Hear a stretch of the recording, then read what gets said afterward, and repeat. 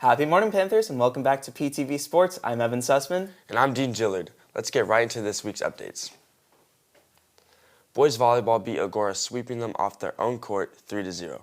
After Friday's win, they are now 6-0 in league. Our baseball team beat Calabasas 4-0 last Thursday at home. James Guyette with the win, throwing 6 strikeouts, and Derek Turner getting the save, also with 6 strikeouts. The Panthers play today at Oaks Christian and play at Oaks again on Friday at home. Start time is at 3:30. Come out and support our baseball team.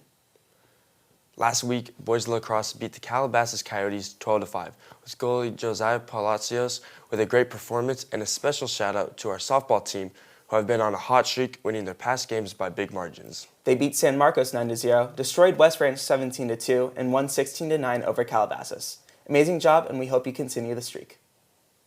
If you'd like to come support our Panther athletic teams, today and tomorrow are the perfect days because there's a lot going on. Today, girls softball will be playing at Thousand Oaks, and boys tennis will be facing at home against Agora. And today, boys baseball will be hosting Oaks Christian and will be facing Oaks again tomorrow in back-to-back set of games. Tomorrow, there will be a swim meet between Westlake and NP, with NP hosting at 3 o'clock. Both girls lacrosse and boys volleyball have away games tomorrow, with girls lacrosse at Agora and volleyball at Calabasas. If you'd like to go support any of our teams, you can buy tickets at gofan.co/Newberry Park Panthers. Right next to our school, there is one popular spot for Panther athletes to train. Here's Carson taking us to Rabbit Hill. Hey Panthers, my name is Carson Berry, and today we're going to be looking at a very popular spot in MP for sports. Let's take a look.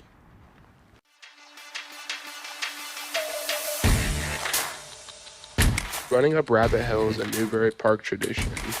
A lot of our sports teams run up Rabbit Hill to get conditioned in. Today I got to interview some of our athletes that partake in running up the hill. It just kind of helped with my endurance. I don't have to run a lot for my sport, but I would imagine for everyone else, it just help with endurance and just yeah. I would say when I was more out of shape and kind of unathletic, it was probably a little bit harder than it is now. Well, it definitely was, but it's really easy now that I'm in shape. It's fun. How difficult? Wasn't too bad. It just you get tired after going up there once or twice, but I think the most difficult part is running down because it's pretty easy to slip. So yeah. I guess my favorite memory running Rabbit Hill would be all the times my friends and I ran up, or I guess my top favorite memory would be the time I ran down Rabbit Hill under 30 seconds, from the top of the hill to the road. I was just zooming down that thing.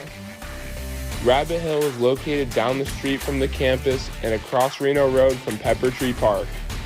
Reporting for PTV, I'm Carson Berry.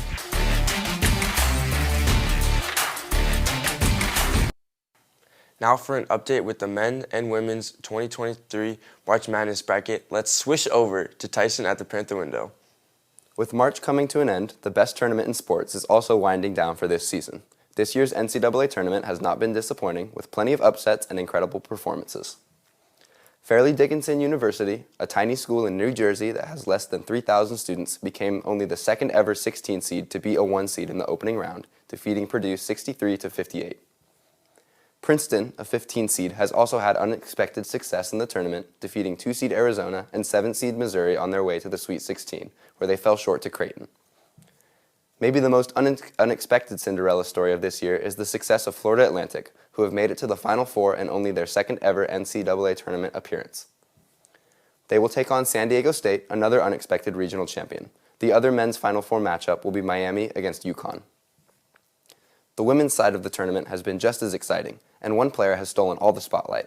Iowa's Caitlin Clark has had one of, if not the most, single dominant seasons in NCAA basketball history, and that dominance has continued throughout this tournament. In her Elite Eight matchup against Louisville, Clark recorded 41 points, 10 rebounds, and 12 assists, shooting 58% from the field and 57% from the three-point line, in what was the first ever 40-point triple-double in NCAA tournament history. She also became the first ever player to have 2 35-point triple-doubles and the first player to record 900 points and 300 rebounds in a single season.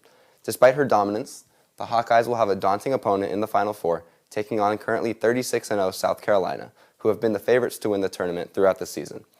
The other Final Four women's matchup will be LSU against Virginia Tech.